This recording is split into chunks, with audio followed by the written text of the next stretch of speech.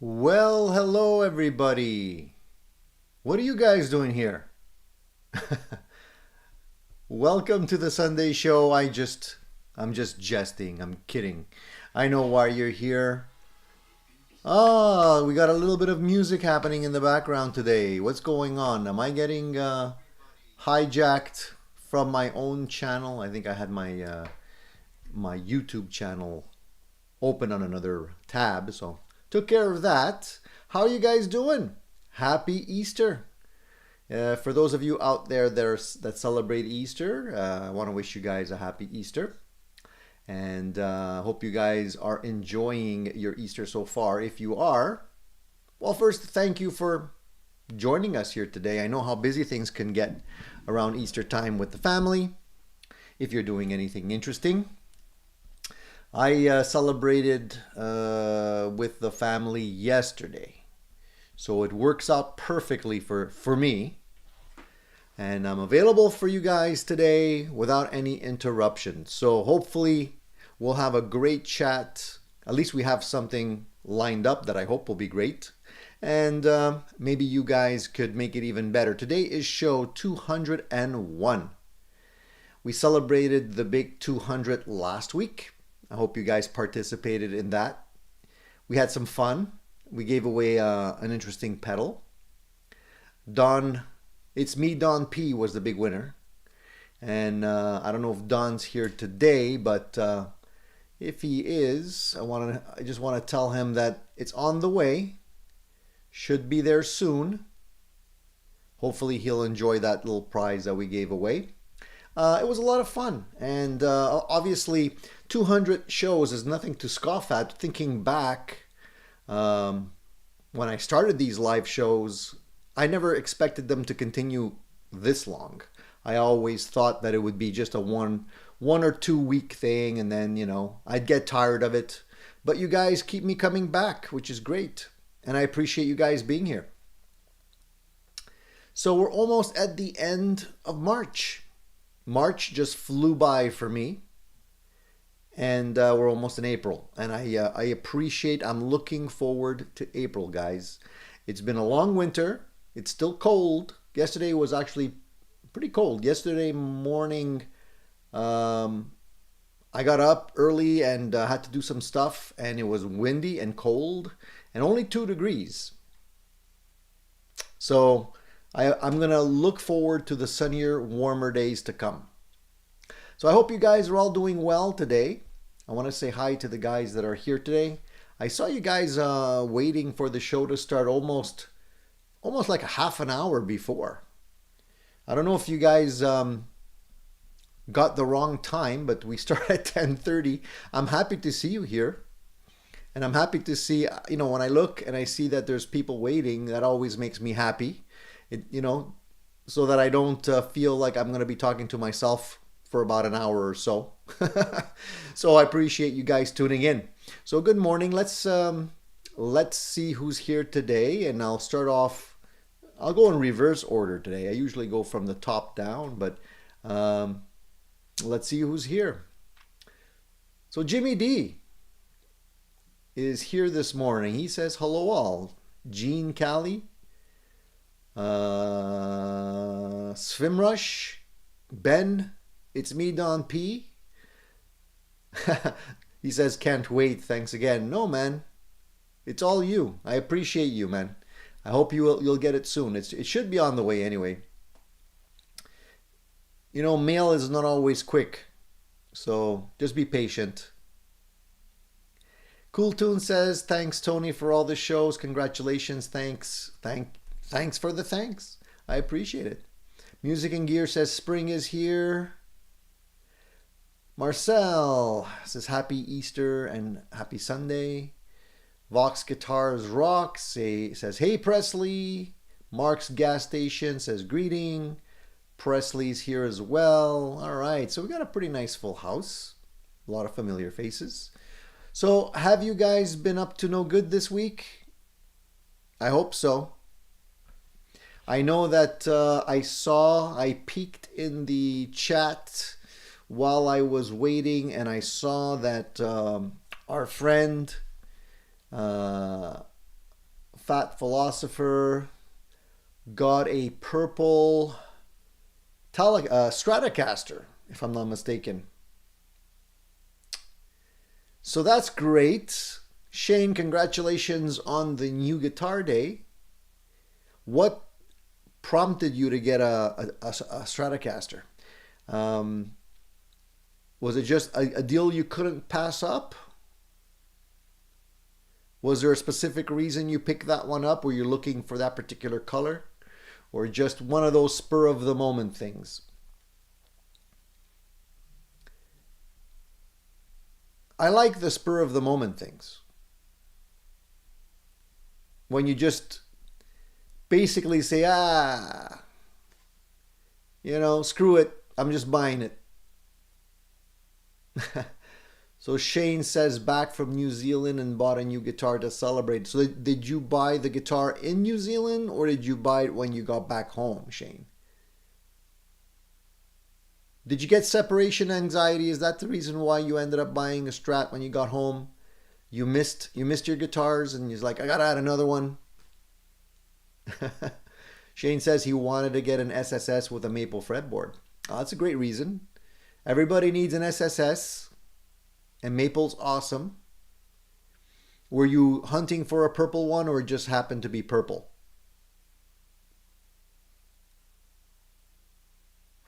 Bought it in Japan, says Shane. All right. And was that something you had your eye on or it just popped up last minute? Did you have to dwell on it? Or it just like you happened to see it and you picked it up the same day? Randy says, purple Strat, shades of Jimmy. Purple's cool. It's a cool color. I like it. So Shane was looking for purple or green, I think he's trying to say there. Yeah. I like purple better than green. Nothing wrong with green, but I think purple's cool. Everybody needs at least one purple guitar. Just for mojo's sake. Jean-Pierre is here. He says eggs and chocolate for everyone. I'll take the chocolate. Casey Lee says happy Easter. Steve says hi everyone. And Zach Thong says good morning. So everybody's in a good mood, I hope, today. Paul says I ordered a K-Line Pure Sky OD. A dead on-accurate clone of the Venram Jamray. 23 bucks. USD, free shipping. Put on low gain at the end of your chain when running your amp at bedroom levels. I think I had one of those. You know, I've so many pedals have come and gone. I'm starting to get brain fog just to remember which ones I actually got. I think I had one of those. That's the blue one. Is that the baby blue one, Paul?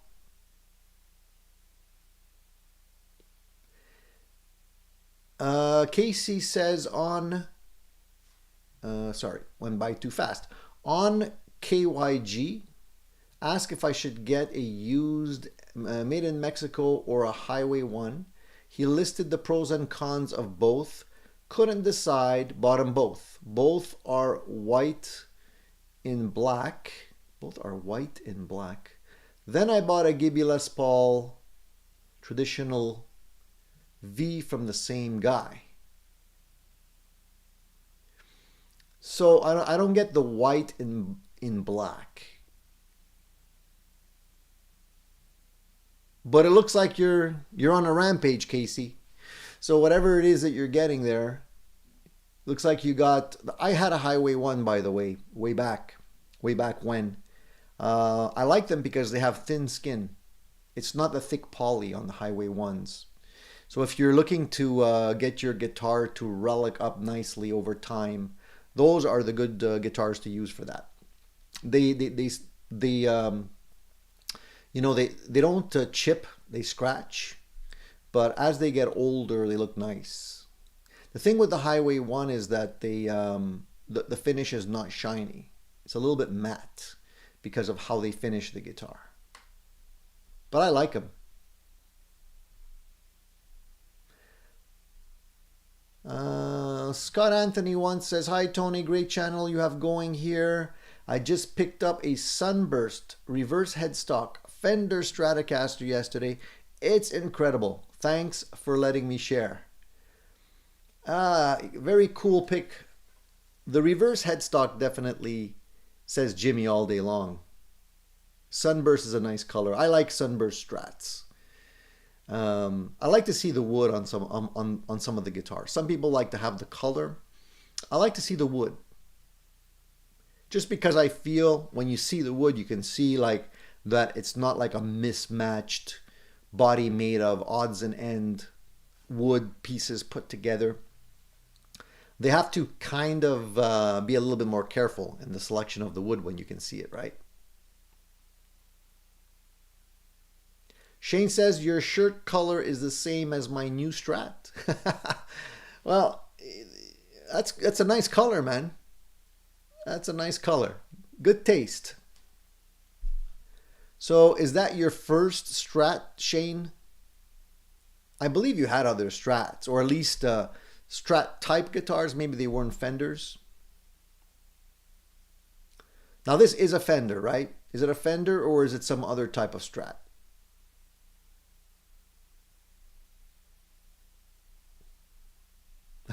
Casey says, "White pickguard on a black body. My wife cried years of joy," she says.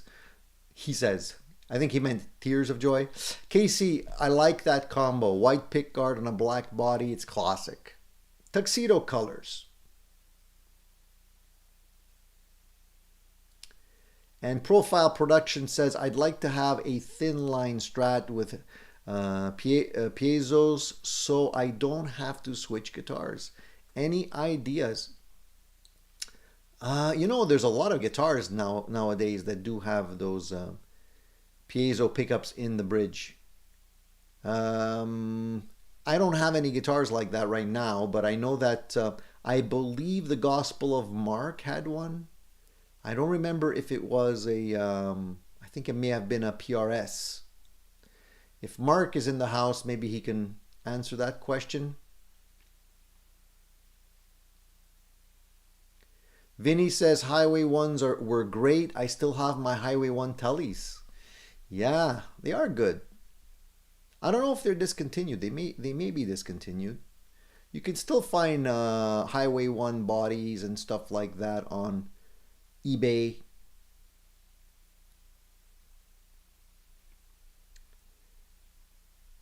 Casey says also the Highway 1 has jumbo frets. How many of you like jumbo frets?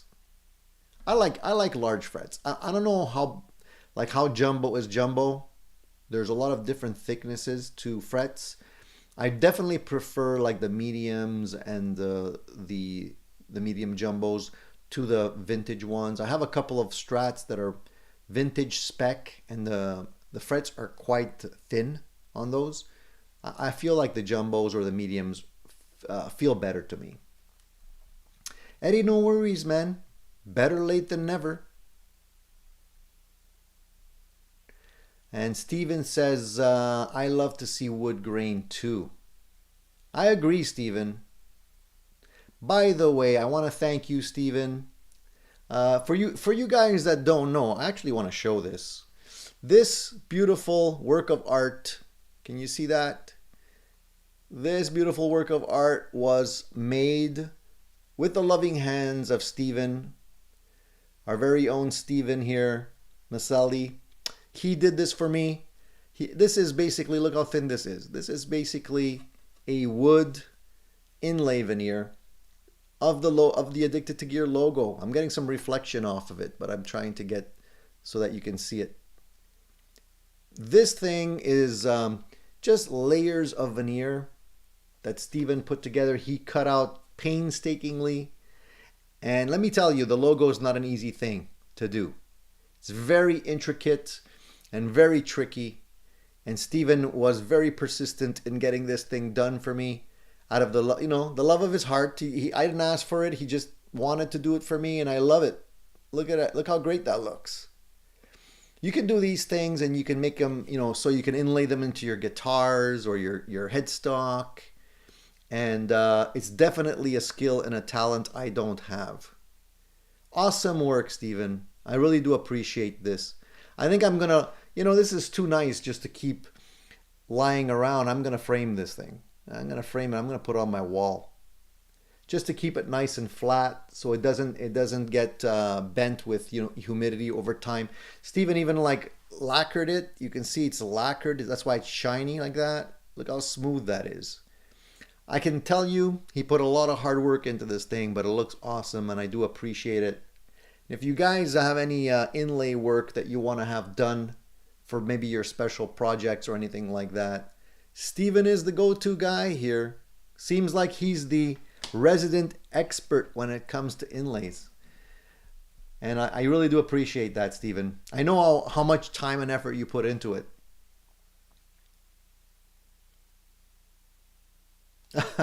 Steven says, thank you for doing such good videos. Man, I do it for you guys, I think that we have a great group of people here. Honestly, I couldn't ask for nicer people. You guys are awesome. And you've become, my extended family. Because you guys are always here. I'm getting to know you guys personally. And I hope you guys are getting to know me a little bit better after all these videos and all this time. And I do like the opportunity to have these discussions on Sunday and, show your pictures like we did last week. That was really fun. Get to see everybody, get to see what you guys like, what guitars you like to play, and all this cool stuff. It would never have happened without the Addicted to Gear channel. So I really do like it. I love doing this stuff. I like doing this better than doing review videos, on my honest opinion.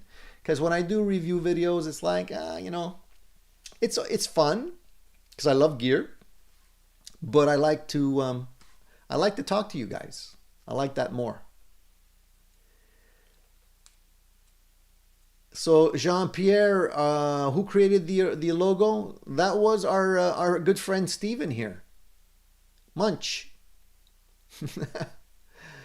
Yeah.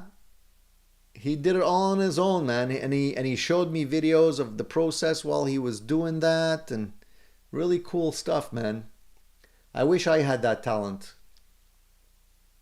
And even the selection of the wood, like, the colors and everything, and all the little, the intricate little cuts. I could only imagine how difficult it was to cut out that logo with all the details that you have there, but it came out great. Super.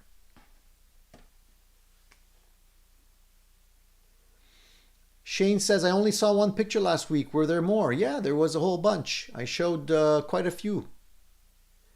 You just have to back up. I was just going through photos of everyone. Yeah, at a certain point in the video.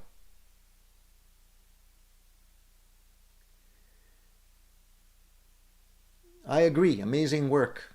Presley agrees with me. Alex2112 says, playing my Marshall and Gibson SG right now, wishing everyone happy holidays and hope you are all doing well. And Steven says, I met a lot of great folks online and it all started with this show. Awesome, dude. I love to hear that. I love to hear that we're all connecting. Alex is killing it, says Presley.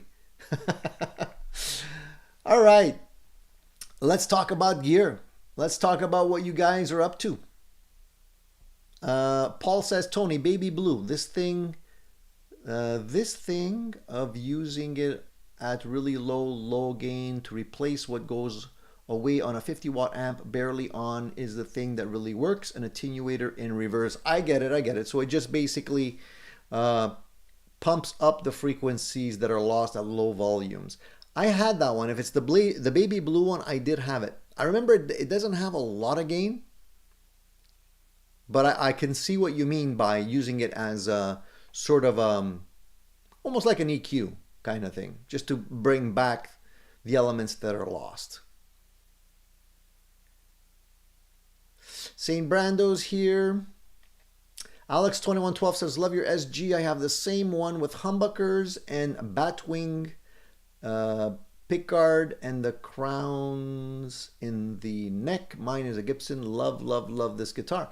Well, I'm glad you noticed. This is a brand new guitar. Actually, I just got this yesterday. I'm on a big SG kick, guys. I started something now with SGs and I don't know how I'm gonna get out of it. So I bought a 61 Gibson SG, which I love. I think, I mentioned it many times on this channel before. I'm very disappointed in myself that it took me so long to appreciate the virtues of SG guitars. And so I got that one. Great guitar, love the neck on it. It's a 60s neck, so it's a thinner neck, much thinner. Then I ended up getting an Epiphone Special with P90s, which is different from the 61 Gibson because, first of all, it's an Epiphone. I bought it because it had P90s on it, and it does have the wraparound tailpiece. So then the little voice in my head was telling me that I need a Gibson SG Special. But those guitars are really difficult to find, at least in good condition. And there's always, a lot of people claim there's always issues with the wraparound tailpiece because it doesn't have a bridge, so that it's a little difficult to intonate. So this guitar popped up and basically checked all of the boxes. So Gibson, classic, discontinued, can't get these anymore. Fat neck, so this is a 50s neck, so different from my 61. So that checks another box because I don't like to have guitars that are all the same. I like to have variation. So fat neck on this one, fatter. I'm not gonna say it's huge. It's not a baseball bat. It's very comfortable actually. So P90s, which I love. So basically checks the box in terms of wanting P90s and looking for a Gibson Special. And it has both the tailpiece and the bridge. So that's actually a better thing for me. So dot inlays, I think the dots are cool. I don't necessarily need to have the trapezoids. And this is a 15-year-old guitar, believe it or not. And the guy took pretty good care of it, got a case with it and everything. It's got a little buckle rash, not much. I mean, for a 15-year-old guitar, but nothing wrong with the neck, nothing broken in the headstock, and it sounds really good.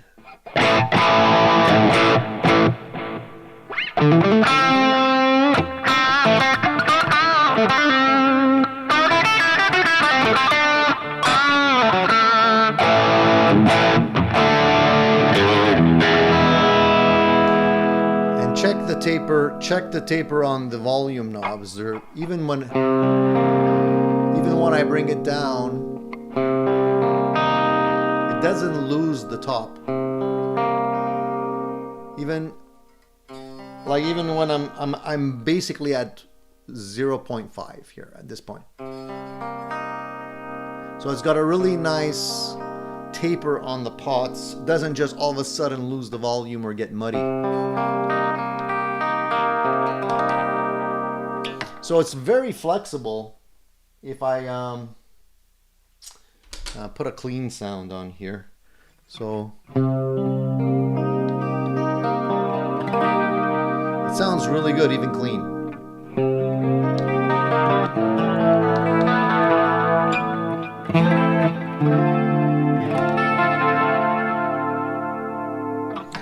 If I put a little rotary on it, we can get into like Hendrix territory and stuff like that,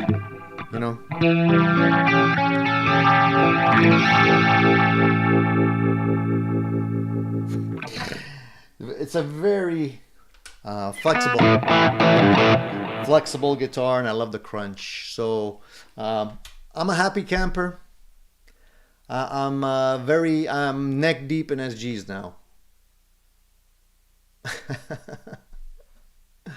And you can intonate the guitar easily, which is awesome.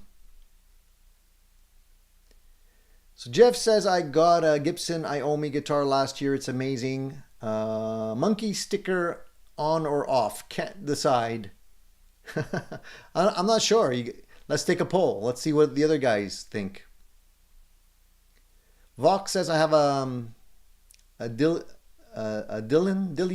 61 SG clone. She's fantastic, but she has a 50s baseball bat neck, which I have grown to love.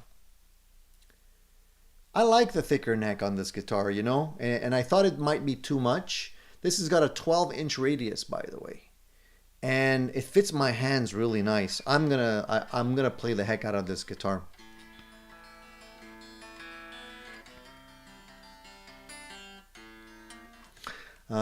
Shane says my 2018 Gibson Les Paul Standard has 4 push-pull pots. Anyone know what the tone push-pulls do?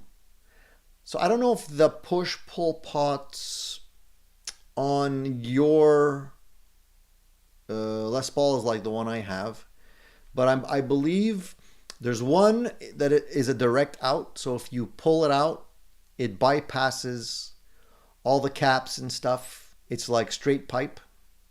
You can hear that one kick in because it gets a little louder. I believe there's another one that does a split coil. And I think there's another one that does inverse phase. If it's like the one I have. To be honest, I hardly ever use them. I even like forget that they're there.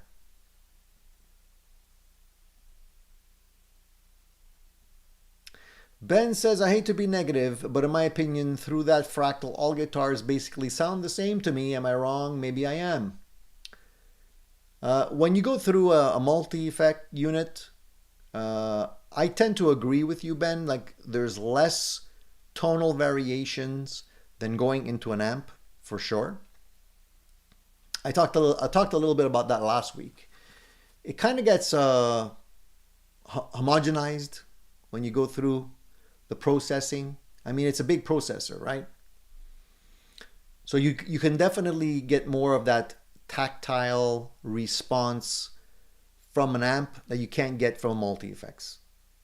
And when you're going through a multi-effects like that and going into a DAW and then going through internet and streaming and all that kind of stuff, yeah, it's never going to sound the same as when you go into an amp, 100%.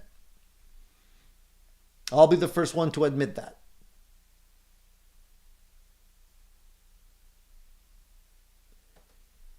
Steven says, when I emailed Gibson about the neck radius on my 2550, they sent me a schematic. They might have yours right there too. I'm sure if we do a little search on Google, we can find that information, Shane. I'm sure it's pretty easy to come by.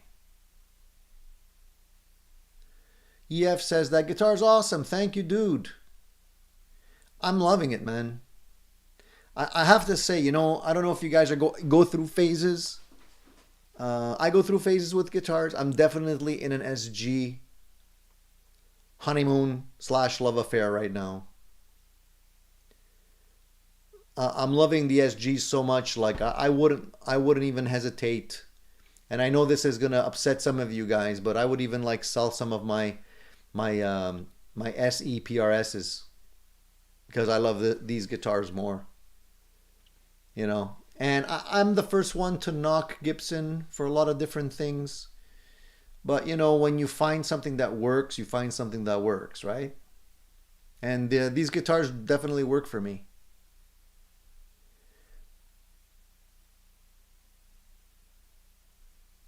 Vinny's World says, yep, Tony, that's the one, but it's coil tap, not split for the 2018s. Yeah, maybe. I think you're right, Vinny. I think you're right. It could be coil tap. Yeah, because I'm not a big fan of the split coil.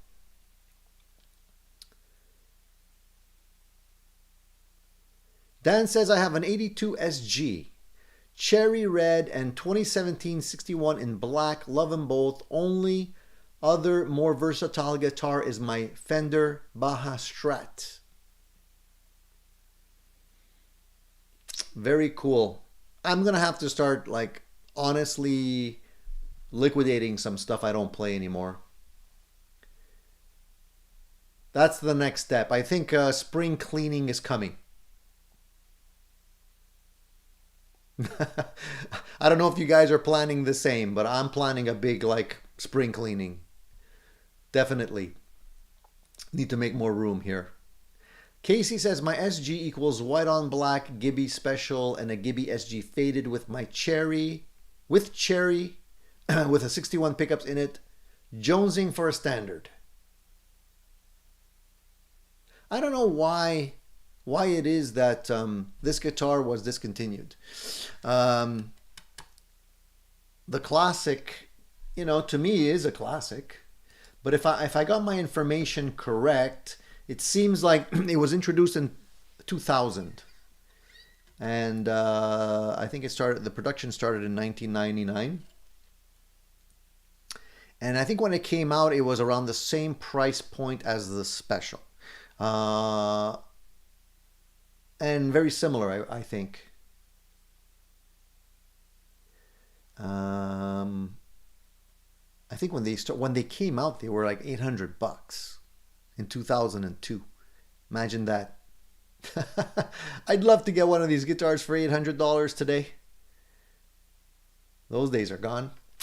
Anyway, so I think they were discontinued in 2013, somewhere around there.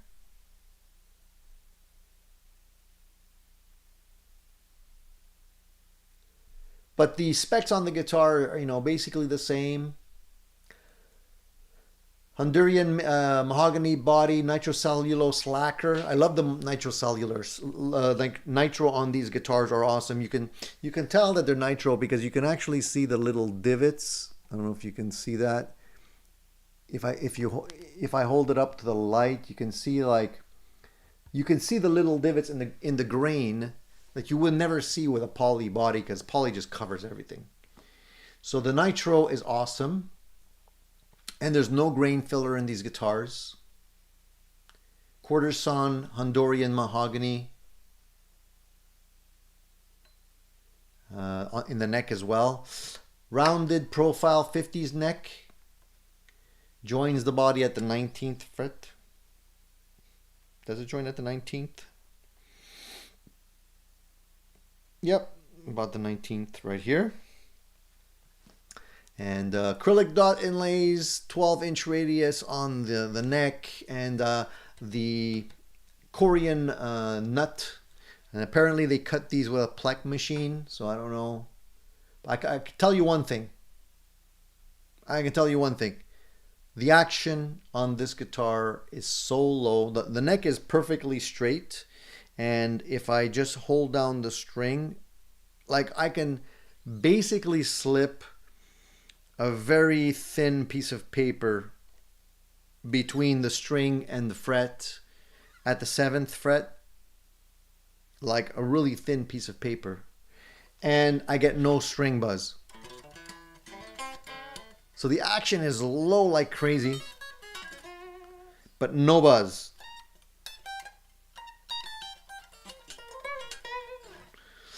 And that's the way I like them. The Alnico 5 magnets on the P90s are great too because they could give you that bite, It's basically a single coil, but they don't sound like single coils. They sound nice.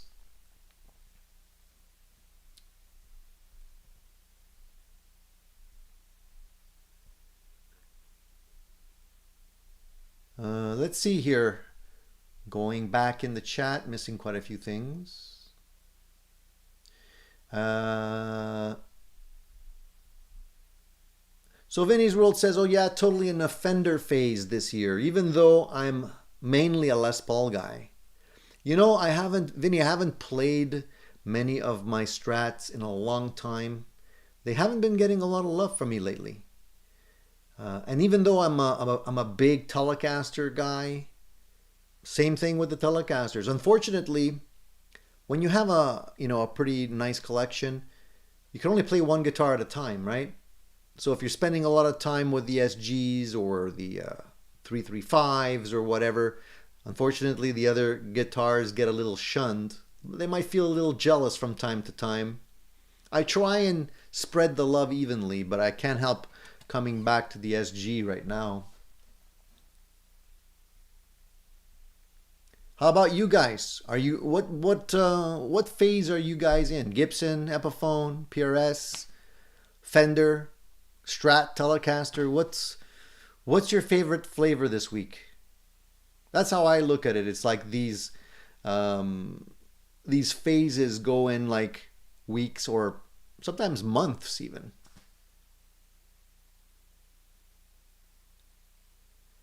Davis says, I'm a purist, but I'm learning that digital has its place and it's two different worlds of great tone. I agree.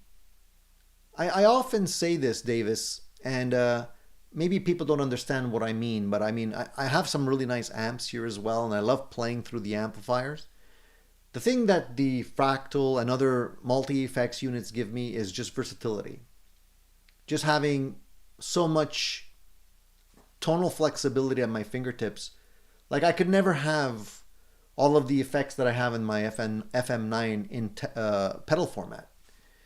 It'll end up costing me like 4 times what the Fractal cost me probably if I had to get every single amplifier that's in there, every single effect, and just be able to do all that stuff easily. It's almost impossible. So for that, I love it. Being able to practice silently is great. Being able to connect with USB into my computer, so if I need to practice, I can hear the music that I'm trying to learn in my headphones, and I can play along with it with my guitar and hear my guitar and the music at the same time in my headphones silently. If you guys are living at home and you have children, you have a wife that needs to go to work in the morning, and you're a night owl like I am, and you get inspiration late at night, that is, invaluable. You can't replay, you can't pay for that stuff easily. If I had to play through an amplifier only, I'd never be able to practice. So that's the thing. It's like sometimes you got to use the tools, but I love it because it feels great. I like the feel of the Fractal more than anything, but honestly, I'm not a Fractal snob. I have other multi-effects units that I love that are a fraction of the cost. Some of them are like under $300 and sound great for what they do. So, I try and use all the tools that are available to me. But I get when people say that, the guitars tend to sound a little bit similar through multi-effects units. Guys, give me a thumbs up, please. I would appreciate it. We have 60 people in the house, 32 thumbs up. Half of you are away from your thumbs up button, maybe.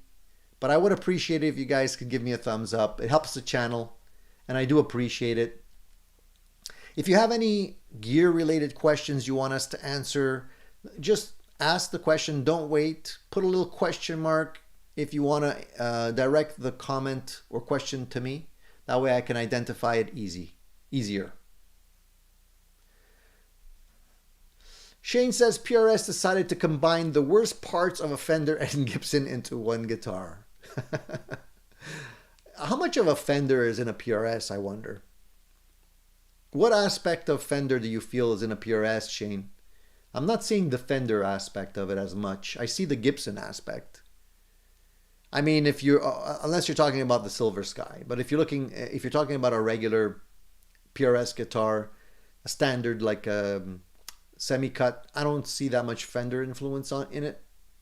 Could be wrong, but I get it for the Silver Sky. Cool Tune says, I get it, Tony. Makes sense how you can bond with the guitar. Never could bond with my PRS or many of the guitars I've had. Well, that's sad. So what are you playing? I mean, you must be playing something now, Cool Tunes. What's your go-to? Marcel says, where do you sell your guitars, Tony? I usually sell them either on Kijiji, Marcel.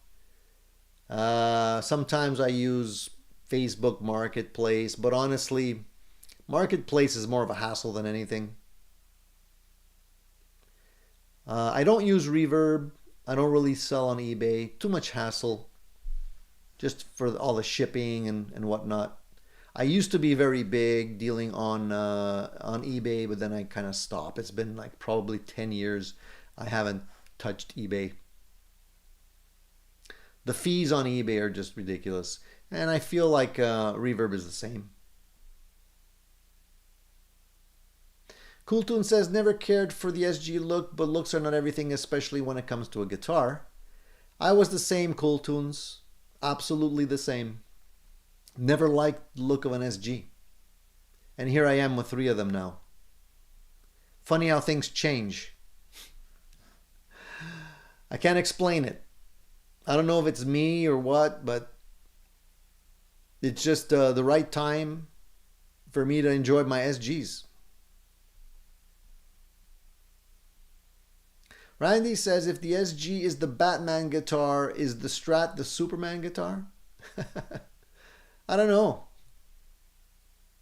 Could be, since it's like super strats. And Ben says, Kush, what model Epi master build do you have and what's the quality like? Way better, I bet. Max says, would the P90 sound the same with AC/DC songs? I mean, I don't know. Oh, let me get rid of the delay. Let me just do more of a clean. No, that's not clean. I need a little bit of bite.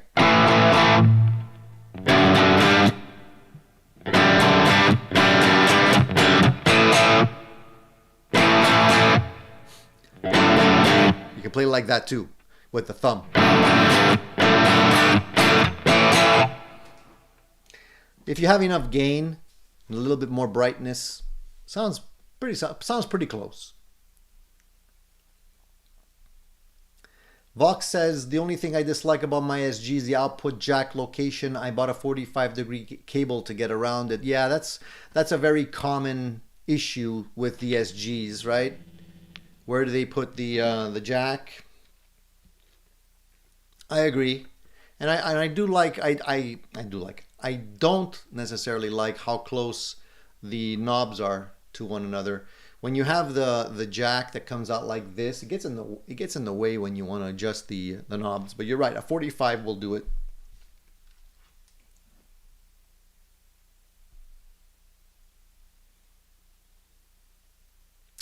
Cooltoon says, Tony, seems you have a good grip on that SG. You still in the honeymoon stage? Good for you. Yeah, I seem to be. Dan wants to know, how do you compare the sound of the P90s in the SG to your Gold Top? P90s are a little bit more, like it's a single coil, a P90 is. So you have to remember that it has maybe a little bit less output. These are 7.8s in terms of output, 7.5 around there. The a regular humbucker is usually in the 8 range. 8.5, slightly different sound, but I like the rawness of the P90s that you don't always get with the humbuckers, if that makes sense.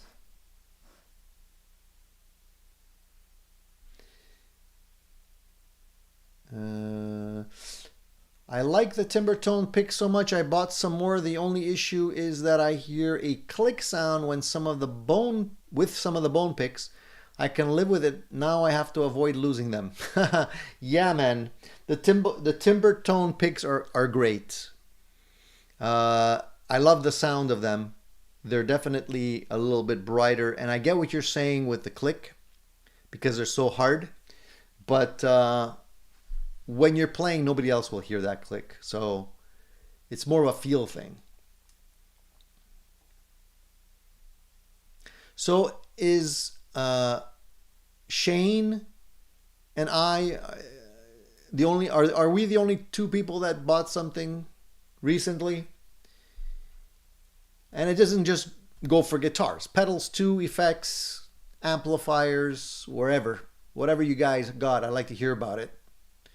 Paul says I bought a mint Gibson SG limited edition with HS case for $800 late October 2023 at an estate sale to flip.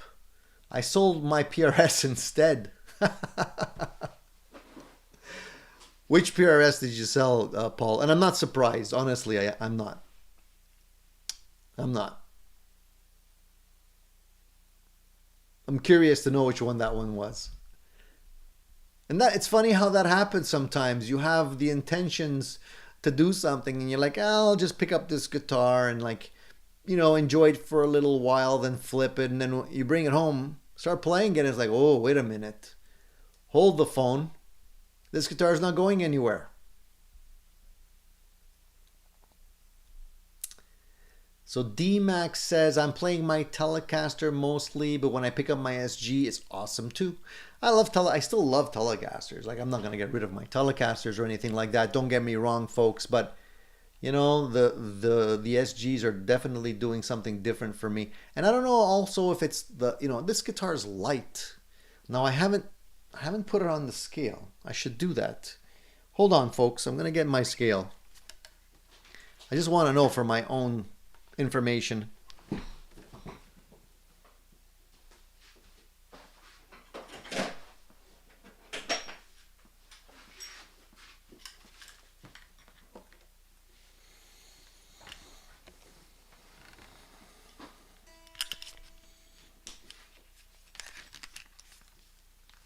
That's how geeky I am. I just want to know what the weight is.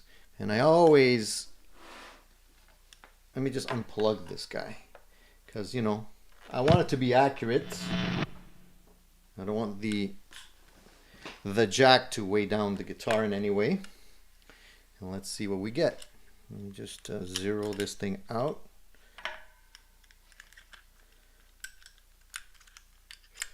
It's pretty light, in my opinion. Just like that, going by.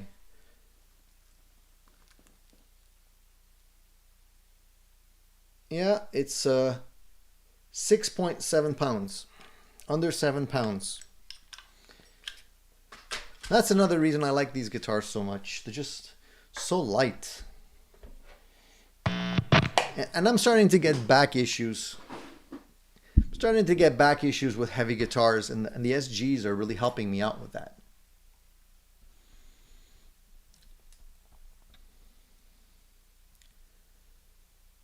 Rico, how you going? How's it going, buddy? How are things in Arizona?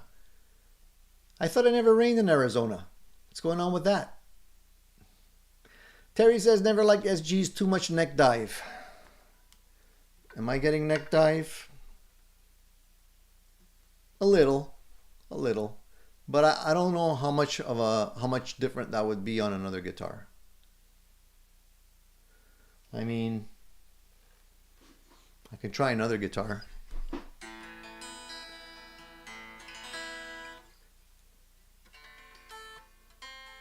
So Max says, just yesterday I bought a Harley Benton SC 450 Plus Lemon Drop Vintage Series. We'll later put on some Mojo Tone 59 clone humbuckers. Those Mojo Tone humbuckers are not cheap, man. Never tried them, but I hear great things. How much do they go for a set?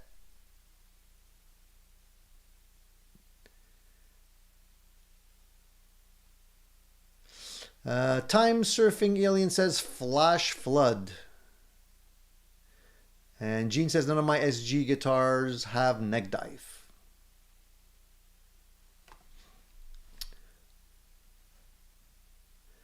Let's see here. I like all mine, even the Elezen acoustic electric. My skill and budget don't warrant expensive guitars, says Time Surfing Alien. Well, I have good news for you guys if you're into guitars like Epiphones. I don't know if you guys heard the news or not, but apparently Looks like Gibson might be coming up with a custom shop line of Epiphones. And with that, they're going to probably be issuing those guitars with the open book headstock. So that's interesting to me because I think a lot of people would adopt an Epiphone if they had the open book headstock. But apparently, the Gibson released a video or something or a photo, and in the back of the photo there was the CEO of Gibson. He was playing a guitar in the photo, and you see a few Epiphone guitars that clearly have the open book headstock. So it seems like what they're going to be doing is they're going to be extending their custom shop line to Epiphones now. So that could be good or bad. Because, I would hands down buy an Epiphone over with an open book headstock over an Epiphone with even the new inspired by Gibson headstock. They're better, but I definitely prefer the open book headstock. So if it was me, I would choose the open book headstock. That's just because that's what I'm familiar with. That's Gibson. Now, the thing here is that, if they're going to be only giving you this option on what they're going to be calling the custom shop Epiphone line, that means that those guitars are going to be expensive. So the question is, would you pay premium? So I'm assuming that, I'm seeing the Epiphone lines going up, right? They're over $1,000, $1,200. So if they come out with a custom shop line, probably you're going to be getting to what, 1,500 maybe? I don't know, maybe more? So would you be willing to pay that much more for what they're going to be calling custom shop Epiphone with an open headstock design? I don't know, man. I would have to see. Because again, I'm feeling like it's still an Epiphone. You can call it what you want, custom shop or not. I think they're trying to slowly bring up the cost of the Epiphones so that they're going to be what the low-end Gibsons used to be. I'm thinking. Somebody loves me. Who's texting me?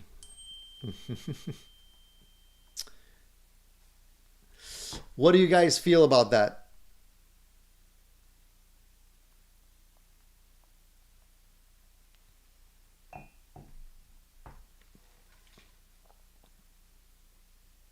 I agree. It depends on the other specs, Vinny, but I have a feeling that I think the price is going to be exaggerated. If everything was the same, price-wise, no-brainer, open book headstock would be the way to go. Yeah, Sam Brando has an excellent point here. He says, the Epiphone custom guitars are already pricey. Joe Bonamassa SG and 335 are close to 2K. So this is what I mean, like if you're going to be paying premium dollar for an Epiphone with a custom shop name on it, I feel like I would have to really think hard, because you can get guitars like this, like a real Gibson, for cheaper than 2K. Okay, it's an old model, it's an older model, it's a used guitar, but I'd rather have this. Just my opinion, man. BC Rich says, I have two early 2000 Korean Epiphones and the build quality is great on both, though the electronics were very meh. Yeah, I get it. They're not perfect guitars. But it's interesting how how they can skew people's point of views by associating custom shop to a name that that they've been using over the years just to that are associated with very, very expensive guitars. So automatically you think anything custom shop must be better.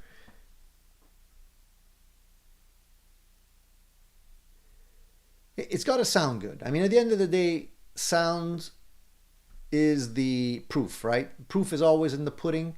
And if they can call it whatever they want, if it doesn't sound good. But people's perceptions tend to change a little over time. They tend to change because they're just associating things to the price. If it's expensive, it must be good.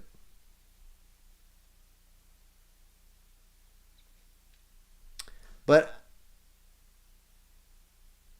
I know, same Brando, I agree. Well, it's basically manipulating the market, same Brando. That's why they don't do that. Because if they would put out an Epiphone that would look exactly the same as their Gibsons, why would you buy a Gibson? Except for the name. But I have a feeling that's what they're trying to do with the custom shop line. They're going to get to that where it's going to look like a Gibson, but the price is going to go up. It's basically going to be the price of a Gibson, a low-end Gibson. It's funny because I saw a video just a couple of days ago. You may have come across it, where they were interviewing Tom Murphy from the Murphy Lab. And Tom's like an interesting guy because he's the guy behind all of these Murphy Lab Gibsons that are like selling for a fortune, right? So, but it's interesting when he's talking because it's almost like I got the impression he was talking like, you know, he's happy to be doing what he's doing, and I could understand that. I'm sure he's getting paid pretty well at Gibson. I mean, they're making quite a bit of money using his techniques, even though he's not really doing many of the guitars himself anymore. That's why they call it Murphy Labs, because it's not Tom Murphy doing the aging on those guitars, it's other people. But they have to use they have to call it Murphy Labs, not, you know, Tom Murphy aging. Originally it was Tom doing aging on some guitars. Then he started working at Gibson and he had to train other people. Now they have a whole department doing these things. And they're basically charging a lot of money. And he oversees the department. So, you know, quality control is in his hands. But I mean, they got to pay him a substantial amount of money because if Tom leaves, well, they still have the Murphy Lab, right? And nowadays, now if they have, because they established Murphy Labs, Tom could leave. He can leave tomorrow. And they can still call it Murphy Labs and charge a lot of money even though Tom hasn't done anything on those guitars. So it's a, you know, it's very much a marketing play, I gotta say. Gibson is not dumb. I mean, they're doing smart things in terms of trying to make more sales and trying to convince people that their stuff is different. Crank says 2025 Epiphone empty wallet headstock, mid 90s, early 2000s, made in Korea, $500. Epiphone Les Pauls are looking better and better. Throw $200 in pickups, wiring, and it's all the wiring added and a setup, and you're done. Yeah, I mean, a lot of the guitars, look, at the end of the day, it's not magic, man. Just because it has the Gibson logo on the headstock doesn't make it magic. You know, it's still a guitar, and there's good ones and bad ones. And I still believe that no matter what the headstock says, you can always make a guitar better by giving it your own personal treatment so that it suits your needs. Because ultimately, that's what makes a guitar that you play great. It's what you're looking for in the guitar, you know. So a lot of people say, well, this is a fantastic guitar. Here, try it. And you try it and you're like, yeah, it's okay. How come the other guy thinks it's awesome and you think it's just okay? Because it probably has the elements that he's looking for in terms of feel, size, weight, all that kind of stuff. Whereas maybe you're not looking for the same thing. You know what I'm saying? I don't know if I'm making myself clear or not, but it's it's all in the eye of the beholder, guys. That's why I don't try to convince people. If I like a guitar, I like it. I think it's good. I'll tell you I like it and why I like it, but I don't expect you to like it. You might not. You might love your whatever guitar you have, that you're playing. It doesn't have to be an expensive guitar to be better than what you're playing. What's interesting, guys, and this is something that scared me a little bit. I don't know if you heard about this, but a lot of interesting information has come out, and I'm itching to try this myself. But somebody has done some lead testing on various instruments, various guitars, especially older guitars, some newer ones too. And apparently, you can buy these lead test strips or whatever you call them. They're like a test kit, and you can try, various things to see what contains lead, traceable amount of lead. And somebody's tried doing this on some guitars, and believe it or not, some guitars have come back with having lead on them, and it's not always in the paint. You would assume if you buy a cheap guitar from China or something like that, it may have lead in the paint. But what we discovered was that sometimes it's in the frets, sometimes it's in the pickup bobbins. Not necessarily the paint. So this is, I guess, another reason to be careful if you decide you want to go out and buy a Chipson or something like that. I mean, they are cutting corners to some degree. You don't know what you're getting. You don't know what's in the frets. It's, an amalgam of metal, but is it tin? Is it lead, copper, stainless steel? What is it? So because I have so many guitars and they're different price points, I'd love to do that myself and check it out. Because honestly, if I have any guitars that have lead frets in them, I'm getting rid of that guitar ASAP. That's the last thing that I want to have in my hands, is like lead dust when you're doing this, and you get lead powder on your fingers or something like that. So anyway, just one more thing to worry about, unfortunately.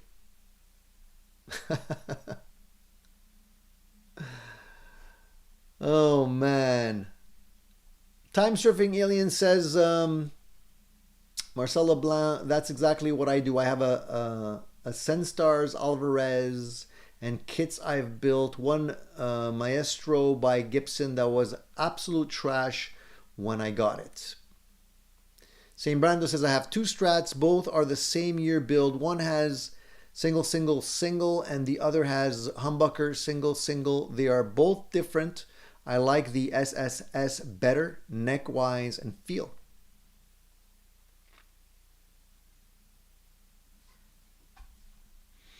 I knew somebody was going to bring up the Led Zeppelin reference. So do these guitars that have lead contamination sound better when you play Led Zeppelin on them?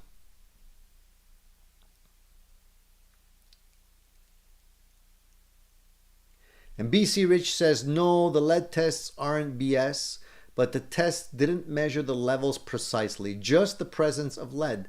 And none of them was a 60s Japanese starter guitar.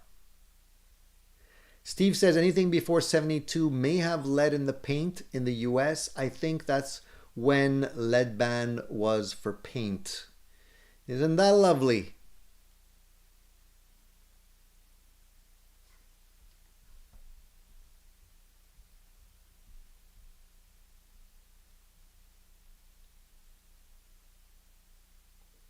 I don't know, man. I don't know. It just It's making me worry.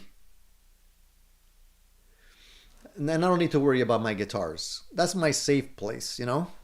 If I start worrying about guitars, that's a bad sign.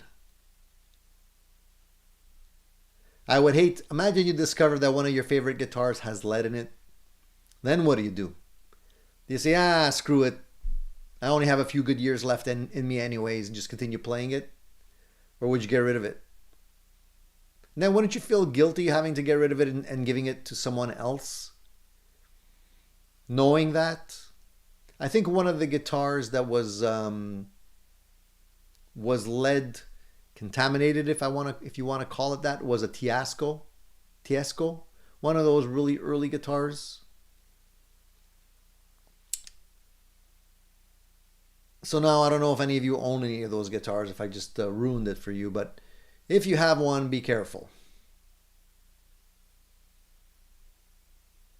So one other thing good news actually, that I heard recently, if you guys are Black Crowes fans as well as Led Zeppelin or Jimmy Page fans, so the southern rock band, the Black Crowes, they appeared on the Howard Stern show not too long ago, and they're promoting their new album called Happiness Bastards. And they mentioned on the show that they're gonna finally be releasing the box set of their concert that they did in 2000, I think it was. It was Live at the Greek with Jimmy Page. So the legend Jimmy Page was playing with them. I've said it many times. If you guys haven't seen those videos, there's actually video footage of that show on YouTube. Amazing. They did a fantastic job. I think in those days the Black Crowes were at their prime in terms of playing, voice, and with Jimmy Page playing with them, it was just the icing on the cake for me. And they're finally going to be releasing it on it's going to be in a box set. I wish they would release the video, like good quality video. The footage that's out there on YouTube is okay. It's not the best. But if they ever come out with, a DVD or something like that, does anybody even buy DVDs anymore? Probably not. But it would be great if they could release that. I would definitely buy that. Fantastic show. Steve says, what if you get mad as a hatter and awesome at guitar because of the lead? So you mean like what if you develop superpowers, Steve? Could happen.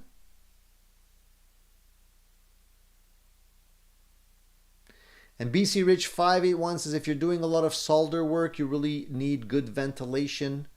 In my case, I just open the garage door as I sear my skin off with my bad solders. Now you tell me, after I've been working on my Princeton reverb for the last little while, who knows how much lead fumes I've inhaled.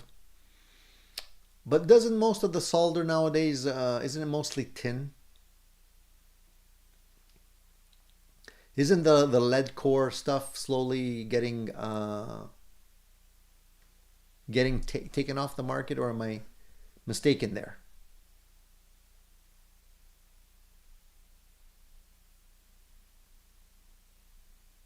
Hey Patrick, what's happening?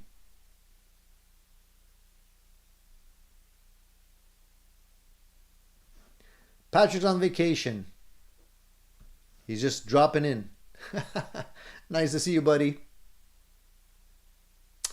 Paul says ESP put lead in their made in Japan custom paint. Even now, it gives a much higher gloss. Oh, isn't that wonderful? I don't know, man.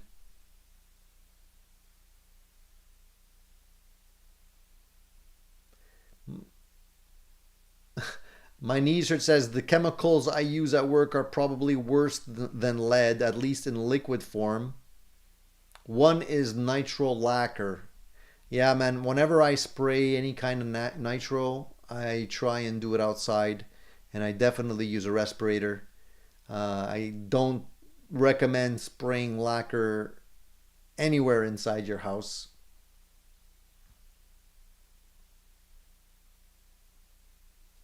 Yeah, I know. Unfortunately, the lead-free stuff is not doesn't work as well as the stuff with lead in it.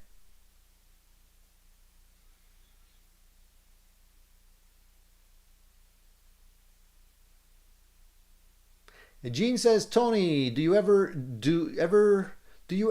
video record your band practice? Got any to share? There is a few videos on my channel. One was a show that we did. The other one was a recording we did while we were practicing, but just recorded with a phone. Quality wasn't the best. Sound wasn't the best, but you get the gist. We got to do more. Just I forget. I get so enthralled in the sessions and the rehearsals that I don't think about recording stuff as much.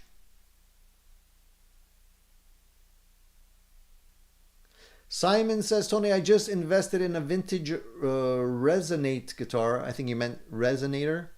And I have a few Epiphone guitars in SG Les Paul, a Dot as well in Pro acoustic guitar. So a nice collection there of Epiphone guitars. A lot of people definitely love the Epiphones. I think if you have an older Epiphone, you want to hang on to it because the prices are going up. I agree, Marcel. Lacquer does smell nice. That's how you can tell you have an authentic Gibson when you smell that. I think it smells like vanilla. This one's 15 years old, so the smell has faded by now.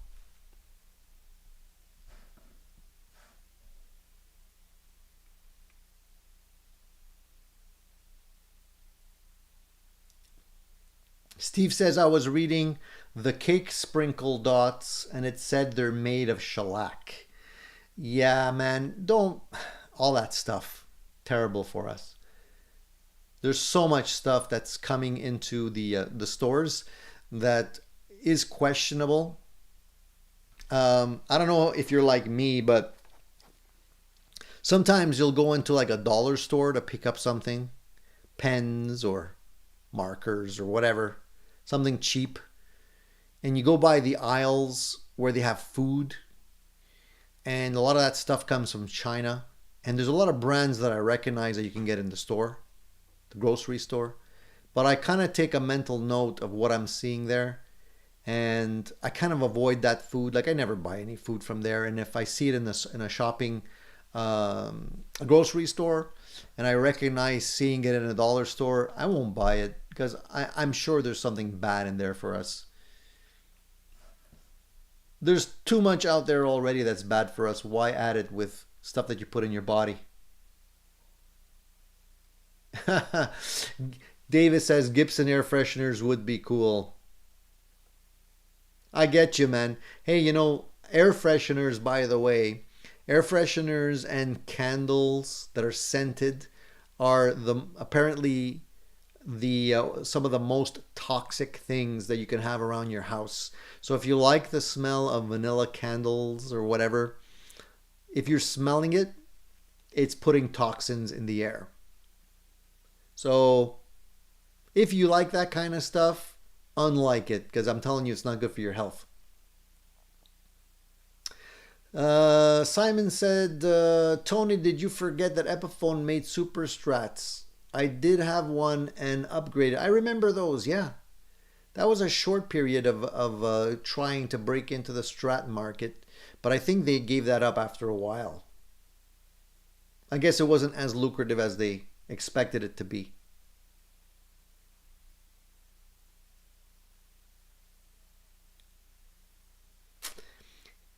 Hey, Presley, have a good day at work, man. Don't work too hard.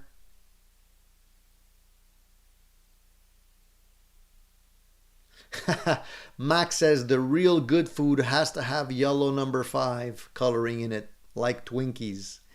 Yeah, yellow number 5. Mm-mm.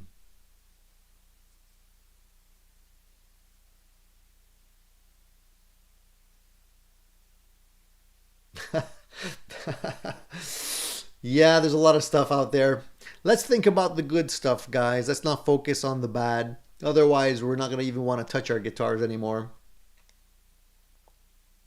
All right, there was a poll question out there that I put out at the beginning of, or yesterday or day before.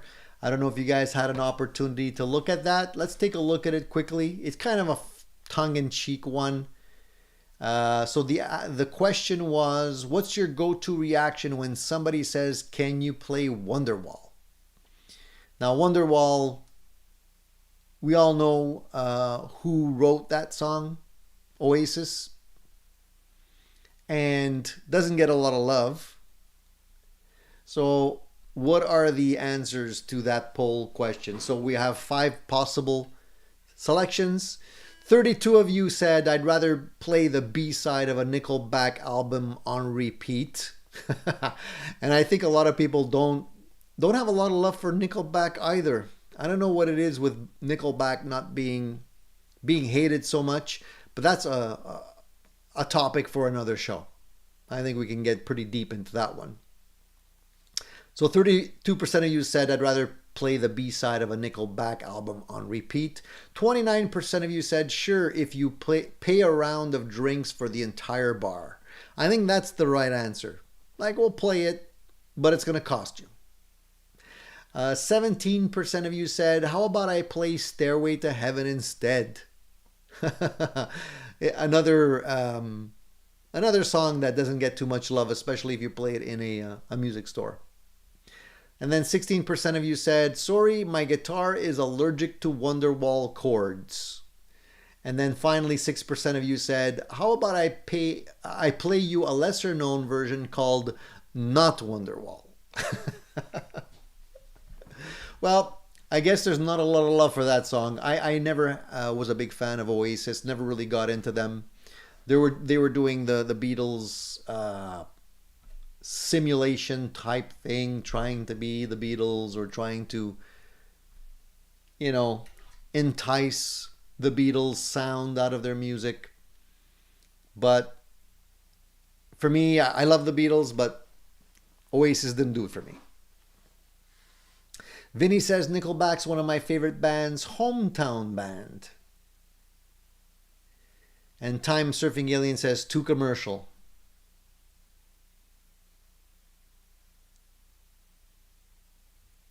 Gene says, "I never heard it."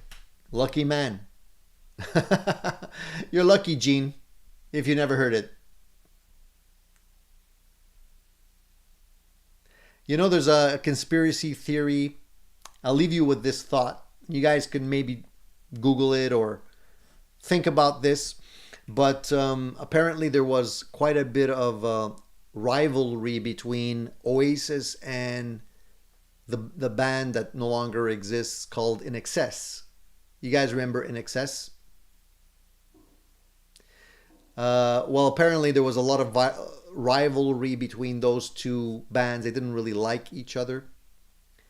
And if you listen to the song from In Excess called Elegantly Wasted, when it comes to the chorus where he says, "Elegantly wasted," the conspiracy theory is that they changed it or they played around with it so that it sounds like he's saying better than Oasis. So I don't know if you guys heard this before or not, but if you listen to it, maybe after the show's over, Google it, listen to it, and you tell me if I'm wrong or right. Because it does sound like they're saying that if you listen to it carefully. I like In Excess. I think they were cool. They had a lot of interesting songs. The album Kick was awesome.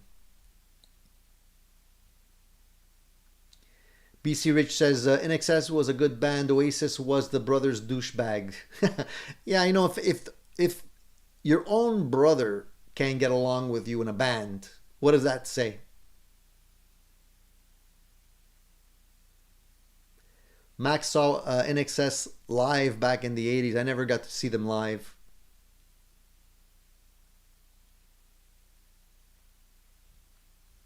Zach says Wonderwall, one of my favorite songs. Great song. Well, we can all agree to disagree on that one. And I don't want to cause any arguments here in the chat. All right, guys, listen, I've been on for an hour and 20 minutes. I think we're going to wrap it up. If there's any last minute questions, I'm going to answer one or two before we go. If not, we can wrap it up and let you guys go and enjoy the Easter day scoffing. If you have a good meal waiting for you somewhere today with family and friends for Easter, then go to it. Go to it, my brothers. Enjoy the meal. Enjoy your family time. Have a great Easter. Don't have too much chocolate. And remember to come back next Sunday, which won't be Easter anymore, obviously. There's no big event next Sunday, I don't think. But looking forward to the next show next Sunday as well. If you have any interesting topics you want us to talk about next show, just let us know. Jean-Pierre says, any trivia question for Easter? Let's see. Maybe. Hold on. I think we can probably pull out a trivia question for you guys. Let's see here. Let's see. Okay, here's a good one. Before we go, trivia question of the day. What is the best-selling Rolling Stone studio album in the US? Any Stone fans in the house? So I'll give you the choices, okay? What is the best-selling Rolling Stone studio album in the US? Don't Google it. No cheating. No cheating. Hands off the keyboard. Is it A, Goat's Head Soup? Is it B, Some Girls? Is it C, Sticky Fingers? Or is it D, Tattoo You? So if I'm thinking back, if I had to guess, I'm going to say Some Girls. I had all these albums, by the way. Tattoo You was pretty good too. But I'm going to say Some Girls was the most popular one. And you guys tell me what you think before I reveal the answer. Vinny's Rule says the one with the tongue. Yeah. Got to be a little bit more specific. Sticky Fingers says Vox. Sticky Fingers says Steven. Gene says get your yayas out. That's not one of the choices. Sticky Fingers says, but Sticky Fingers is the one with the zipper. Jean-Pierre says Sticky Fingers. St. Brando says Some Girls. Okay. So nobody's saying, not too many people are saying Some Girls. Well, the answer is Some Girls. Believe it or not. 1978 album has sold 6 million copies and counting. So I was right. But I understand Sticky Fingers was a good one too with the zipper. I would have thought the zipper would have made a lot of sales because, it's cool to play with the zipper. But I think the Some Girls album with the sleeves that come out, where they're all originally that album, little known trivia, had famous actors and actresses in the sleeve, and they actually got sued for that cover, and they had to replace the images. So you can the later ones have blank spots, you can't see the faces. That's where they had pictures of famous people that I guess they never got permission to use. So, little trivia you may not have known. Mark says he brought his beater acoustic, he says. Made it to my destination, been on the road, Easter activities. All right. Well, guys, I hate to say it, but I'm going to have to leave. So that's it for today. Hope you guys had a great Easter edition of the Addicted to Gear show. Show number 201. Please give us a thumbs up on the way out. If you have any questions or comments you can always leave them below, like we always do. Mark says, hey Tony, check out Soulfire Guitar Works, handmade guitars out of New Jersey. I met them at a guitar show. Cool guys with great guitars. I will check that out, Mark. I will check it out. I'm going to be enjoying playing my my Gibson for a few more days before I check out any new guitars, just in case. I don't want to have to be tempted to buy another guitar.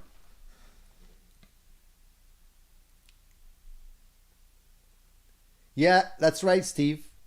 The first runs of Sticky Fingers had a real zipper on it. Yeah, that's the one I had with the real zipper on it.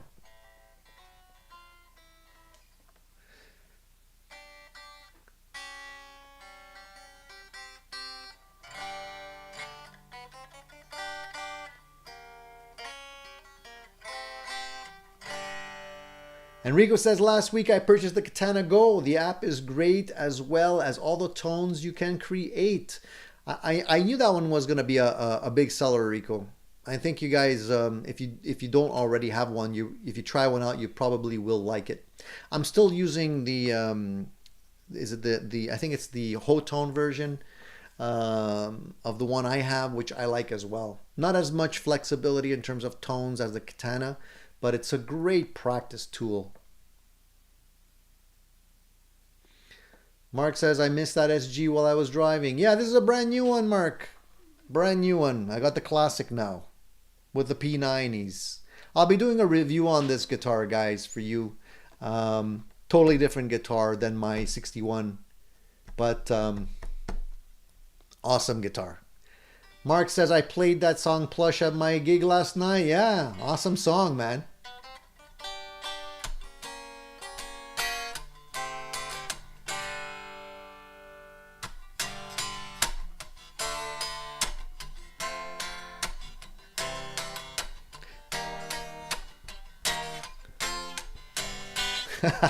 All right, guys, I got to go play this guitar.